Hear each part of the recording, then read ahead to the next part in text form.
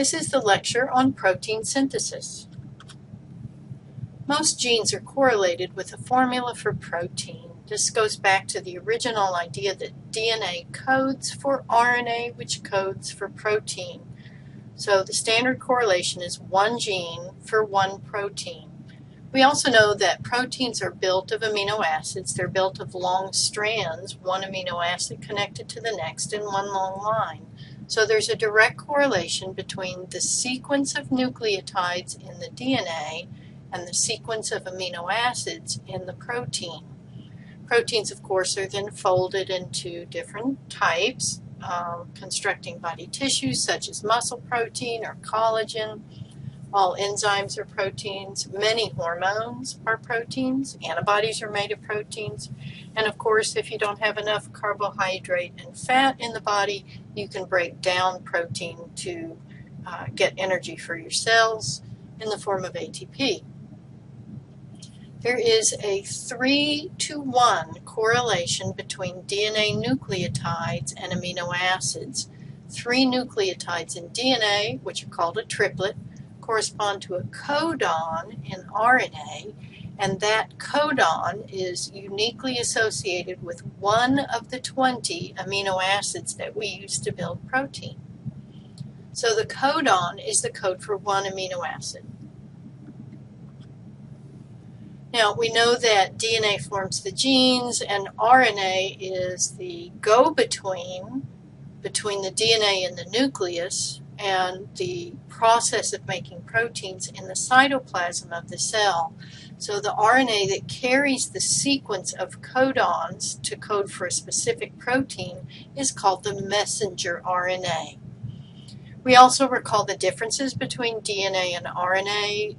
DNA has deoxyribose, this is sugar. RNA has ribose. DNA uses thymine. RNA uses uracil in place of the thymine. DNA is stored in a double helix form, and most RNA molecules are single helix. So here we can see a direct correlation between the double helix of the DNA and the linear structure, the single helix of an RNA molecule. They're going to use the same correlation. If this is an adenine in the DNA, this will likewise be an adenine in the RNA. The sugar phosphate backbone will connect to the nitrogen bases in RNA the same way it does in DNA, with the reminder that we're going to use ribose as our sugar instead of deoxyribose. And the difference between uracil and thymine, if we just look at, you see thymine has a methyl group here where uracil does not, and that's about it. That methyl group is important in the long-term storage of DNA, but of course it makes it a little bit larger and therefore more expensive, so uracil is a cheaper, less stable substitute for thymine. Thymine's great for the long-term viability of DNA.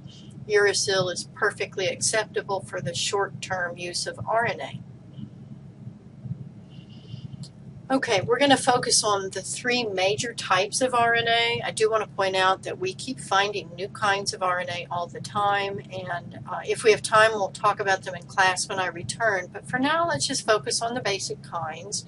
The first of these is messenger RNA, and messenger RNA is a copy of the DNA template. It's going to start out as an exact one-to-one copy. If there's an A in the DNA, there will correspondingly be a U in the messenger RNA. G's and C's will correspond, and so forth. So our RNA is going to be pretty much a copy. Here's our DNA. DNA, of course, in triplets. So if G, T, C is a triplet, then over here we would have a C, an A, and a G. Remember that you have 3 hydrogen bonds between C and G, and only 2 between adenine and thymine in DNA, uracil, and RNA. So if this is my DNA template strand, then here I am making my messenger RNA. An A in the DNA codes for a U in the RNA, G to C, T in the DNA codes for A in the RNA. Notice that this is a ribose sugar. These are ribonucleotides, whereas in the DNA we have the deoxyribose sugar. Here is a gorgeous micrograph showing you a strand of DNA that is being transcribed, that is, RNA copies or transcripts are being made. And as you look at it, you can tell the direction of it. Here is a brand new RNA molecule just starting to be formed. Here's one that has been working longer. So as you go from left to right in the figure, the transcripts get longer and longer. You're making multiple copies. Each one of these little strands is an exactly identical messenger RNA copy of this gene, and likewise for this gene and for that gene. So something turned on the production of 3 genes in a row on this chromosome. Probably all 3 of them are involved in the same metabolic process, and we're going to get thousands of copies of the same 3 proteins from all of those RNA transcripts. Our second kind of RNA is called transfer RNA, and there is a transfer RNA specifically for each amino acid. The transfer RNAs have to have 2 ends, one end to recognize which amino acid to pick up, and one to stick to the codon of the messenger RNA. And the end of the transfer RNA that matches the codon of the messenger RNA is called the anticodon. It's the complement. So if the codon of the messenger RNA were AGC, the anticodon would be UCG.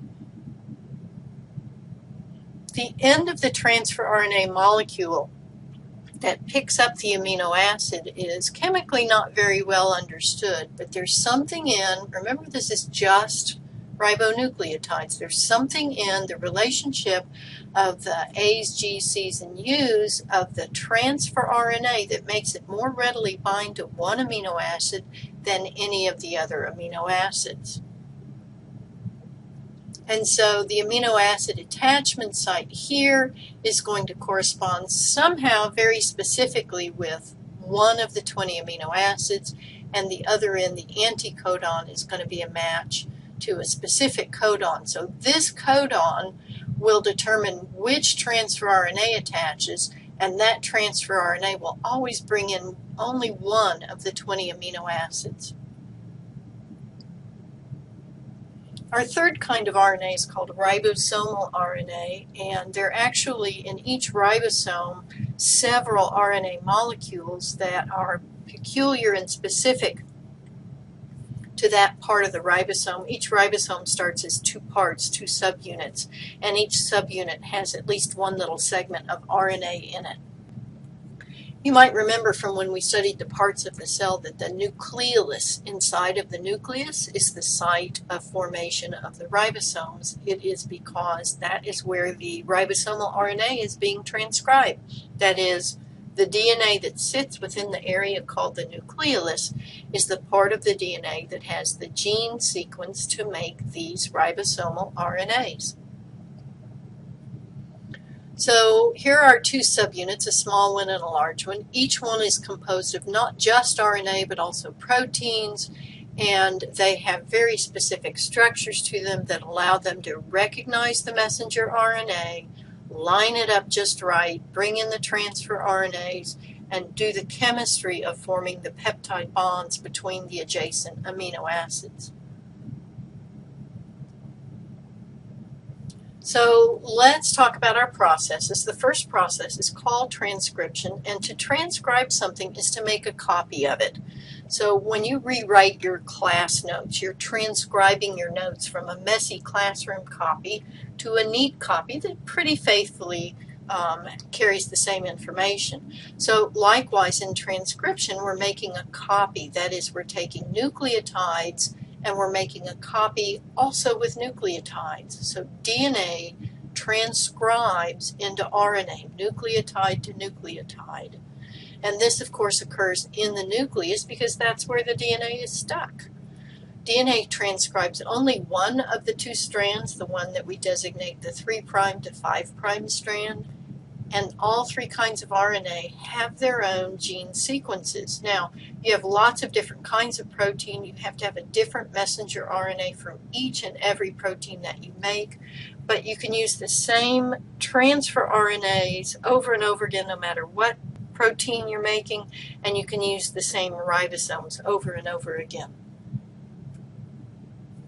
So messenger RNA, remember, that's the one that's composed of a sequence of codons, the formula for a specific protein. Transfer RNA has to have one little segment that's the anticodon, and at the other end it has the amino acid binding site, unique for each of the 20 amino acids. And then the ribosomal RNA, the large subunit has 2 RNAs, and the small subunit has 1 RNA, and both of them also have some riboproteins. The formation of RNA is catalyzed by RNA polymerase, very similar to the DNA polymerase that takes DNA nucleotides and strings them together into a DNA strand. We're going to use RNA polymerase to string together the nucleotides of RNA. We're going to start at a promoter region, and the promoter region is specifically a part on the DNA that can be activated to start transcription of a specific gene. So the promoter region allows the binding of the helicase enzyme that's going to unwind the DNA and allow the RNA polymerase to come in and start transcribing the gene.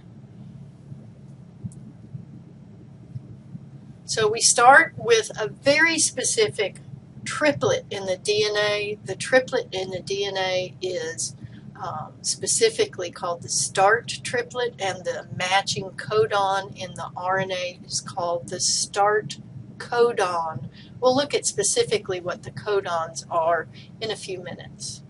We're going to continue until we get to what we call a termination or stop code.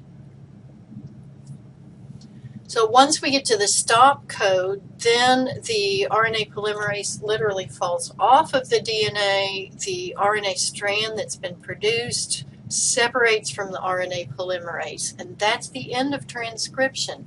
Now, at this point, we're not finished yet. We have what we call a primary transcript in eukaryotes. In bacteria, it's very simple. Once you have that transcript done, you start the second part of protein synthesis right away. But remember that in bacteria and in archaea, there is no nucleus. There's no nuclear membrane separating transcription from the rest of protein synthesis and the ribosomes out in the cytoplasm. So only in eukaryotes do we have this very complicated process in which we take this primary transcript, and before we send it out to the ribosomes, we're actually going to edit the sequences. Let's take a look. The primary transcript is made of different segments called exons and introns. And the introns are actually going to be removed before the transcript is sent out to the cytoplasm for protein synthesis. These introns are removed by what we call SNRPs. And a SNRP is a small nuclear ribonucleoprotein particle, and it's going to bind to the introns. It actually flags the introns by binding them, and these are going to be spliced out. They're going to be cut right out. Some of the exons may be removed, and the final spliced product is going to be the final transcript. Notice that because some exons can be removed, we can get different combinations of final transcript from the same gene. So we always thought that one gene coded for one protein, and now we're finding that, at least in some cases, one gene can code for alternate proteins. Here's a SNRP stuck to an intron. So there are actually more introns in the eukaryotic genome than there are exons. Remember, the exon is the part we're going to use to make the protein. So 2/3 of the codons are introns, and these SNRPs are going to group up and form what's called a spliceosome. And the spliceosome has an enzymatic ability of cutting right through the RNA nucleotides and pulling those introns right out and then sealing together the exons that are leaving behind. And the exons are called that because they're expressed in the final protein. The enzymes within the nucleus will get rid of the introns and recycle those nucleotides. This is a very complicated process, clearly related to the endosymbiotic origin of having bacteria merge together, probably with archaea, and having their genomes merge and mix and match. There had to be a way to separate the nuclear processes from the cytoplasmic processes. That led to the formation of the nuclear membrane. And spliceosomes are found in bacteria because bacteria will accept genes from their environment and actually mix and match genes. That's called lateral transfer of genes, very common in bacteria. But in eukaryotes, we're finally going to get our mature mRNA made only of the exons that we wanted, and it's going to go out through the nuclear pore and find a small subunit. And once it attaches to the small subunit, that then signals the large subunit to attach, and boom, it starts the next process, which is called translation. In translation, we're actually going to be changing our language, just like you can translate from English to Spanish. You can translate nucleotides of DNA and RNA to amino acids of protein. So here we see our mature transcript coming out. It binds to the small subunit, which binds to the large subunit. This may or may not be attached to the rough ER. It just depends on the tagging on the messenger RNA. There are going to be some sequences there that are going to tell the ribosome whether to attach to ER or not. And once the RNA comes out of the nuclear pore, then we're done with transcription. So as we move into translation, remember we're changing languages from the languages of nucleotides to the languages of amino acids. And the amino acids are just found in the cytoplasm. That's sort of we call it the pool of amino acids in the cytoplasm. Remember, we have 20 different kinds of amino acids. They all have to be present for protein synthesis to occur. So we are just kind of releasing that messenger RNA out into the cytoplasmic pool. Transfer RNAs are already primed and ready. Each transfer RNA molecule has picked up its specific kind of amino acid. This requires actually an ATP for it to bind. So every time an amino acid sticks to a transfer RNA, it takes one ATP molecule's energy to do that. So here comes the messenger RNA. Transfer RNA is ready to go. Each transfer RNA is already bound to its specific amino acid, and they are going to cluster around the ribosomes. And as the ribosome picks up its messenger RNA and the two subunits bind, instantaneously transfer RNAs are going to be sucked in, and they're going to match the anticodons to the codon of the messenger RNA. So here sit the transfer RNAs already primed and ready with their amino acids, anticodon at one end, amino acid at the other end, picking up amino acids from the cytoplasmic pool. As soon as they drop off one amino acid, they immediately recycle back to the cytoplasm to find another of the exact same kind of amino acid, and they just keep shuttling them into the ribosome. So as the ribosome gets the messenger RNA in position, there are actually two sites within the ribosome, so that two codon length, that's 6 nucleotide length of messenger RNA, feeds into the ribosome.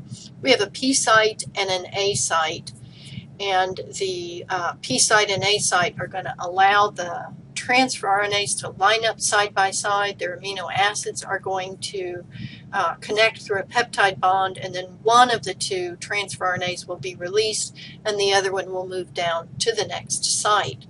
So here we see the P site and the A site. Here we see the small subunit just kind of pulled out of the way so you can see through it, see where it is. Once the transfer RNA has moved into the A site, it already has its amino acid attached, of course. The next transfer RNA that matches the next codon will come in with its amino acid. A new peptide bond will form, and then this whole thing will shift down the line. So Between the P site and the A site, you're holding two amino acids side by side just the right way it takes for them to form the peptide bond. The RNA of the ribosome there is actually the catalyst for the formation of the peptide bond. So then the next sequence of events is the first codon moves on out, the second codon moves to P, a third codon moves to A, the fourth codon is waiting to move in. So as they move down, the transfer RNA breaks off, the amino acid stays attached, so we're going to have this lengthening chain of amino acids.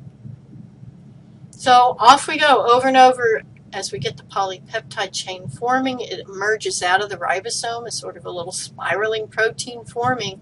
And once you get to the stop codon, then the last transfer RNA breaks off and the messenger RNA is released from the ribosome.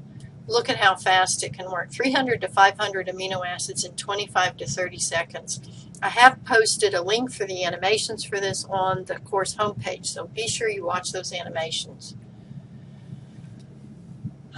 And when you think about how much protein a cell has to make, 300,000 messenger RNAs are going to be active in a cell that's actively synthesizing proteins. So depending on the cell type, of course, and the time in which it's working, in red blood cells, for example, while the red blood cells are being formed in the bone marrow, they are cranking out the hemoglobin just as fast as they can. Once they're mature and fully formed, protein synthesis will stop. So different cells have different periods of activity or inactivity, but you need a lot of messenger RNA. And you can transcribe the same messenger RNA with multiple ribosomes attached all kind of in a row, and this is called a polysome. And I've seen micrographs of that. They're very evident what's going on there. So here we see the ribosome, large subunit, small subunit. The messenger RNA has come in from the nucleus. Here is a polysome with ribosomes all lined up on the same messenger RNA. The protein strands that are coming off are going to be longer. The longest ones will be the ones that have been on the messenger RNA the longest time. And here you can see the protein coming out. These are amino acids. So let's just work through our practice problem here. If our DNA template is CAT, GAC, CCC, GCA, the codon, of course, will be where there's a C, there will be a G. Where there's an A, we'll put a U, not a T. Where there's a T, there will be an A. So the mRNA codon for this would be GUA.